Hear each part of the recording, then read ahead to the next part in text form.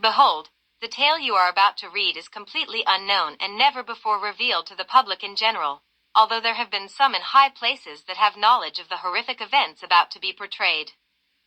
Jack the Ripper, a moniker long remembered for death, slaughter, but mostly because his true identity was never revealed. To this day his identity remains a mystery which the odds of solving seem to diminish as each day goes by.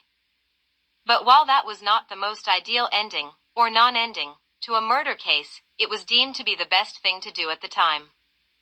After all, the British monarchy had a very long history of simply covering up, or ignoring inconvenient facts which they felt the public simply did not need to know.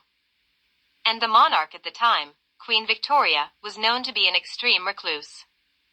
That is why it is such an unusual tale of how this seemingly reclusive monarch was so integral to the discovery and hunting of a horror which rocked the British Empire. November 1888. But Zeke believed the answer to his first question would shed light on the many others that swirled around in his head, so he asked, "I don't understand. Why hasn't the public been told any of this?" Aberline was not so quick to answer, still having serious concerns not only about the American and his crazy story, but more importantly about himself and his own future. Unfortunately, he had little choice in the matter. If the American was right, he had a second chance to catch Jack the Ripper. So he was forced to admit to Zeke, the reason the case has been closed and everyone associated with it sworn to secrecy is the fact that the person who committed those heinous murders was a high-ranking member of the aristocracy with close ties to the palace.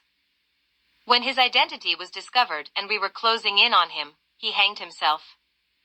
I can tell you that it was then decided at the highest levels to classify his death as accidental and simply close the Ripper case. The man's name was Sir Richard Stokely. Aberline then handed him a folder containing what appeared to be a coroner's report, and as he perused the document he asked, "Where is the body now?" Aberline quietly responded, "Already cremated."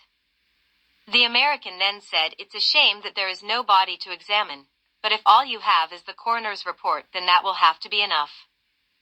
Zeke told Aberline as he thumbed through the pages looking for something specific, something that he knew would identify his killer with absolute certainty. Unfortunately, Zeke found something, or the lack of it, and this told him everything he needed to know. He lifted his eyes from the pages and said to Aberline, "This man was not the Ripper, Inspector. Of this I am absolutely sure." Learn more in the new novel, Queen Victoria vs. Jack the Ripper, now available on Amazon. The best new book on Jack the Ripper, and one which will revolutionize the genre and redefine the entire subject.